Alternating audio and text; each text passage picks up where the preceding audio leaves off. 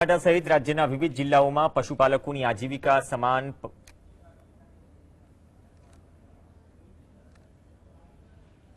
પશુ ચોરી કરતી કુખ્યાત બિલાલ બિટકો ગેંગ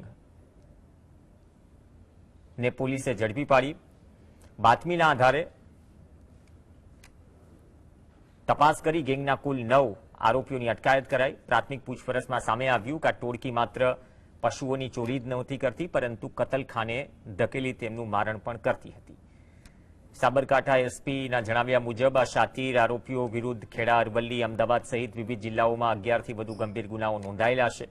પોલીસે પશુ ક્રૂરતા નિવારણ અને ચોરી સહિતની વિવિધ કલમો હેઠળ ગુનો નોંધી આ નેટવર્કમાં અન્ય કોઈ મોટા માથાઓ કે સાગરીતો સંડોવાયેલા છે કે નહીં તે દિશામાં તપાસ શરૂ કરી છે। સાબરકાંઠા જિલ્લાની એલસીબી, એસઓજી અને લોકલ પોલીસ સ્ટેશન દ્વારા તપાસ હાથ ધરવામાં આવતા એવું ધ્યાન પર આવેલું હતું કે બિલાલ બટકો અને એના સાગરીતોની એક આખી ગેંગ છે કે જે ફક્ત પશુ ચોરી જ નથી કરતી, ત્યારબાદ તેની ઘાતકીપણે હત્યા પણ કરે છે। અને અગાઉ ભૂતકાળમાં અમદાવાદના સરખેજ અને નારોલ પોલીસ સ્ટેશનની અંદર એ લોકો ગૌવંશની હત્યા સાથે પણ જોડાયેલા છે।